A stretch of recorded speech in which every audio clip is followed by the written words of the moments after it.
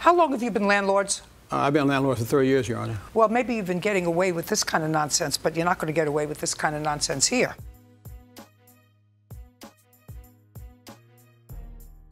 Number 20, kicking out witnesses. If there's one thing Judge Judy seems to hate more than anything, it's when people interrupt the proceedings. Please, okay with them. I didn't ask you a question. As she's proven time and time again, she isn't afraid to kick people out of her courtroom, even if they're witnesses. This case is like a disorderly high school catfight or something, with everyone talking over each other to make their voices heard. Now out. Okay, now out. Just a second, out.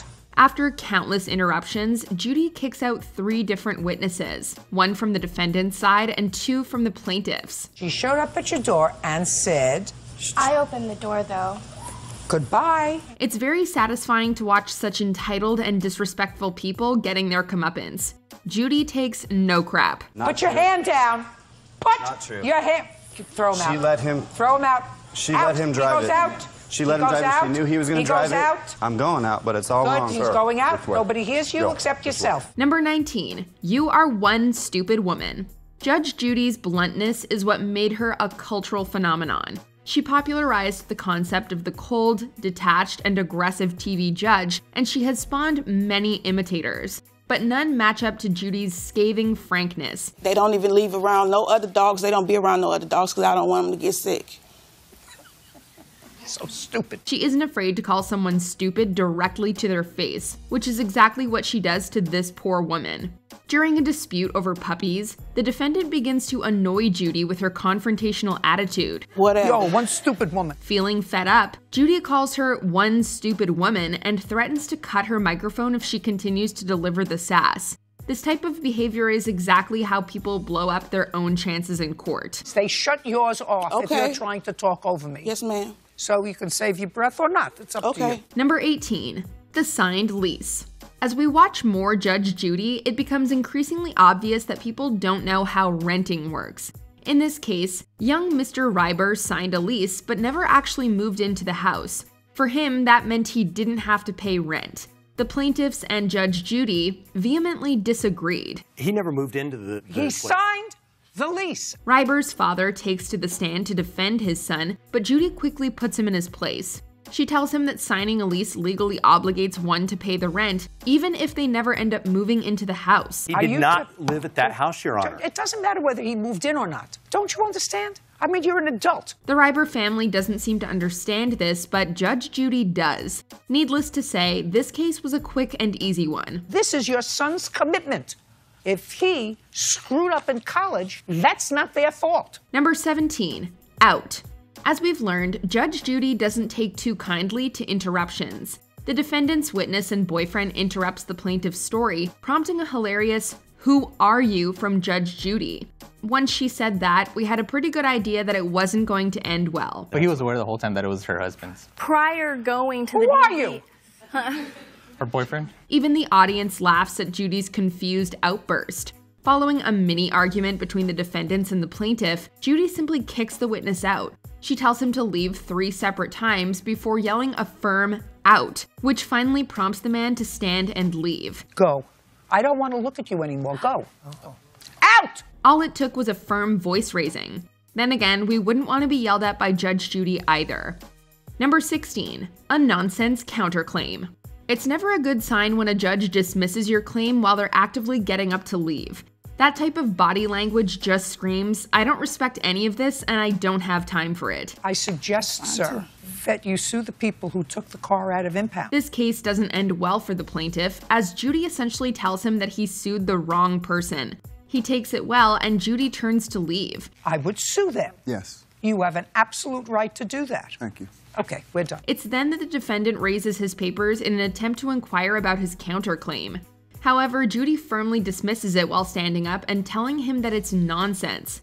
By the way, that's nonsense, your counterclaim. It's dismissed. So there. Number 15. I can tell you rehearsed this story. We wonder how many people come on Judge Judy thinking, I'm gonna be the person who finally outsmarts her. Yeah, it hasn't happened in 25 years, but hey, there's always a first time for everything, right? Just not this time. She was partying. I know you rehearsed this a lot in front of a mirror. Yeah.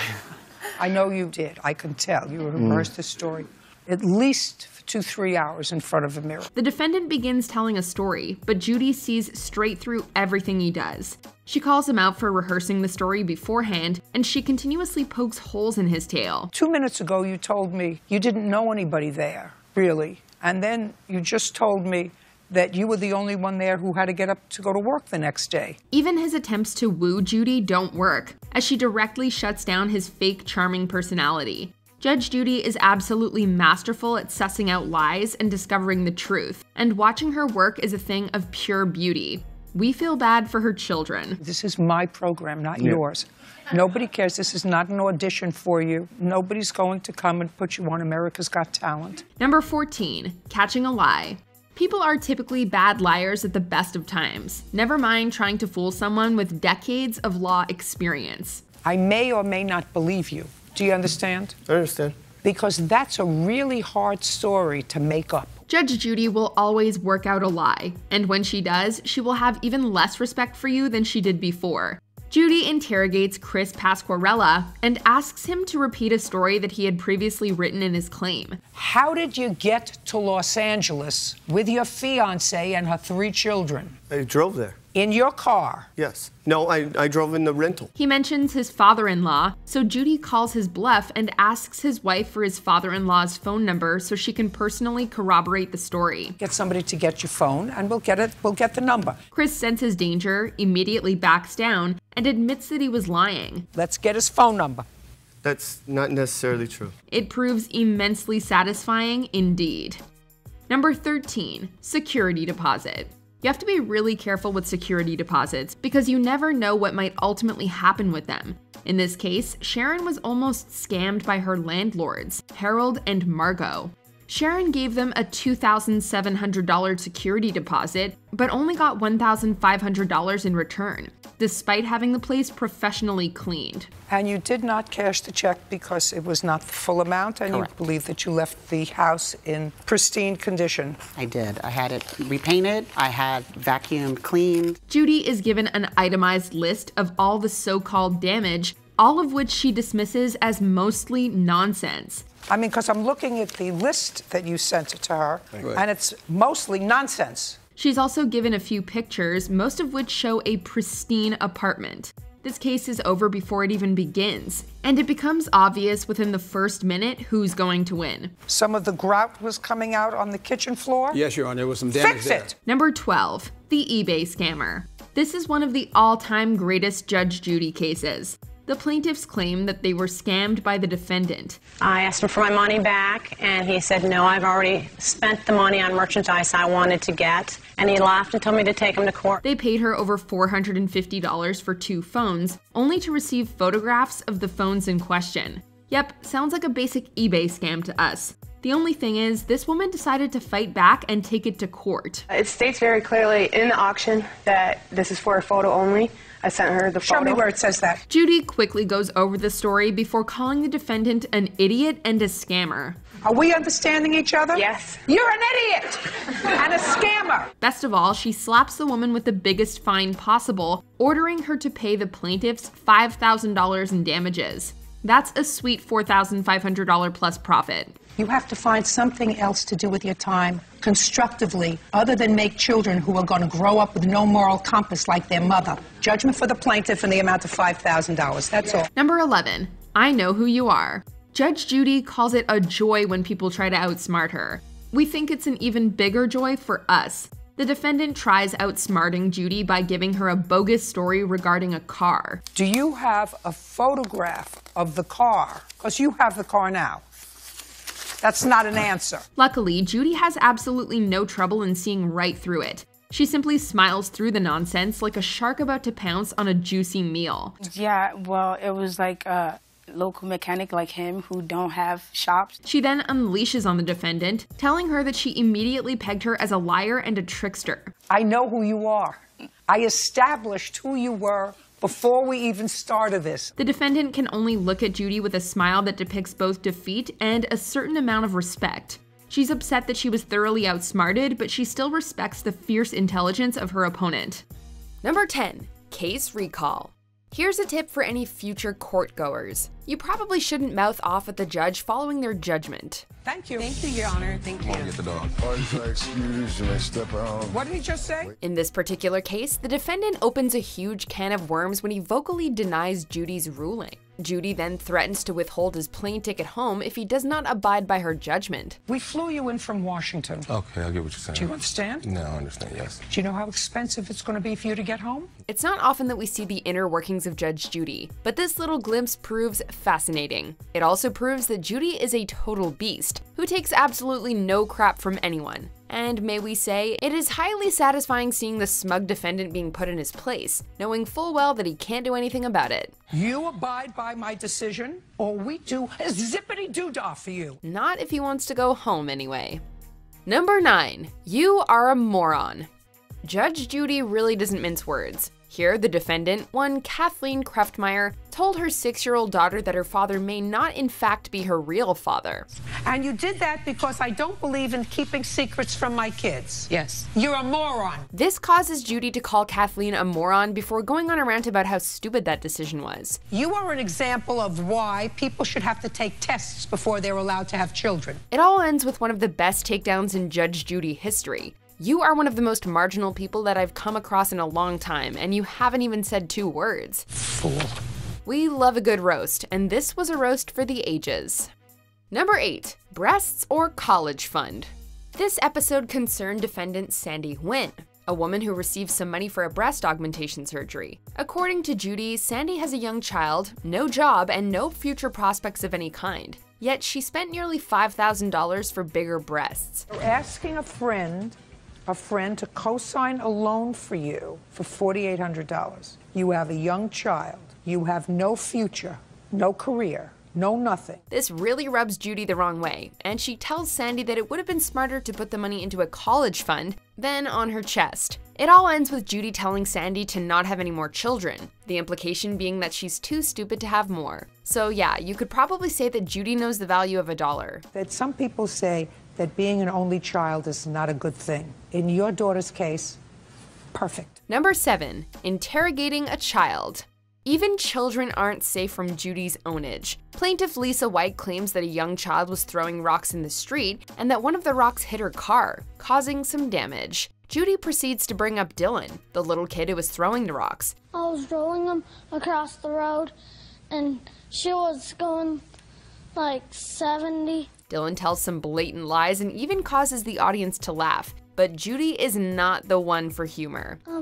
I rolled it, it bounced up. She proceeds to work the truth out of Dylan. Granted, it didn't exactly take much, before slapping his mother with a $300 repair bill. Judge Judy is scary enough. One of the rocks hit her car. Yes. See how easy that was? Yes. Just imagine being interrogated by her when you were a kid. Number 6. My children are better looking than you. Judy can spot a lie from a mile away. In this case, plaintiff Dalton was telling a story that Judy thought was a load of baloney, causing her to yell at Dalton and accuse him of lying. I don't believe a word of what you just said. Lie. Once it was all over, Judy stated that he wasn't cute or good looking enough to get one over on her, causing Dalton to grin with delight. What makes the clip even funnier is the reaction of the woman in the background. You may be able to get over on that with that sweet face, on them with that sweet face, but you don't get over on me. She looks so utterly shocked and horrified that Judy took a shot at Dalton's looks, and it's just all too relatable. My children are better looking than you, sir, and they didn't get over on me either. Number 5. Take like out of the dictionary.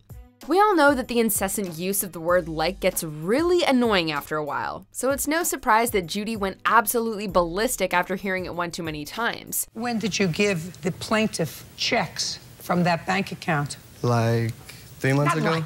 3 months ago. I don't want to hear like. I want you to take like out of the dictionary. For sure. The plaintiff starts every answer with a long and protracted like, causing Judy to snap and to tell him to completely take the word out of his dictionary. What are you asking me for? And you used the word like again. I didn't. I said maybe. She also grows so incensed at his continued use of the word that she denies him a drink of water, and he ends up confusing her with his prolonged and meandering storytelling. Well, I don't usually use checks because I don't know how to write them. And following this whole story? So, you want me to continue? Yeah, you're listening. Keep going. Suffice to say, it was a little difficult getting this whole story worked out, what with all the rambling and likes. Number 4. Rocket science. Defendant Ashley Hunter did something many of us have done. Pushed her friend into a pool. Only her friend was holding her iPhone at the time, and now she wants Ashley to pay for it. I felt awful after it happened. Well, you felt awful. That means you pay for it if you feel awful. It's a very simple case. You could almost say that it's not rocket science. In fact, this is exactly what Judy tells Ashley. And just to turn the screw a little tighter, Judy asks Ashley if she knows what rocket science is. Isn't that rocket science? What is rocket science? Rocket science is when the scientists find out things about space. This results in a brilliant and adorable answer that has Judy, Bird, the plaintiff, the audience, and even her own mother laughing. That alone probably hurt more than anything Judge Judy had to say. Number 3. Do you honestly believe you have a case? Now, that is not something you want to hear in court. This surprisingly dark case concerns a 14-year-old boy who took his mother's car and went on a joyride with the defendant's daughter. However, they got into an accident and the defendant's daughter was killed in the crash. I mean, do you honestly believe that you have a case? The plaintiff, the 14-year-old boy's mother, wants the defendant to pay for both her son's medical bills and her car, as the daughter was driving her car at the time of the accident. There is something very wrong with you. Because the plaintiff gave the teenagers access to both the car and the keys, she was slapped with a $5,000 counterclaim, called an idiot, and had her son's physical appearance insulted by Judy. He was able to come with you to court today and he doesn't look like he's missed a meal. Number 2, stay in school. You should never ever attempt to school Judge Judy because she will throw it right back in your face, and you will quickly find yourself on some top 20 list on the internet. With how many different women do you have, these 10 children? I'll give you a second, just a second. I don't want you to make a mistake. I'll let you think about it for a second. Judy learns that the defendant has 10 children with about 4 different women. About 4 of them, including your daughter. After learning this, he adds in a little snarky comment by stating that one of the women is Judy's daughter. She went surprisingly easy on him, but she still stated that he should have stayed in school instead of the bedroom, and even referenced his unfortunate children. Might be your show, but this is my episode. No. Even easy Judge Judy is still scary Judge Judy. Perhaps if you stayed in school a little longer and stayed out of the bedroom, you'd understand better. Number 1, bring in the dog. And here we have one of the best moments in Judge Judy history. The case sees the plaintiff suing the defendant over a stolen dog, and the defendant claiming that the dog never belonged to the plaintiff. The question is this his dog? Your vet can't tell you how old the dog is. Luckily, Judy has a surprise ace waiting in the wings, the dog himself. Put the dog down. Yes, that's him. That's baby boy. Judy has the dog brought into the courtroom, and he immediately runs to the plaintiff in a burst of excitement. Judy simply nods her head before stating, "That's all," and walking out. That's all. Take the dog home. Now that's how you end a court case like a total boss. If only she had a microphone that she could have dropped. Did you enjoy this video? Check out these other clips from WatchMojo, and be sure to subscribe and ring the bell to be notified about our latest videos.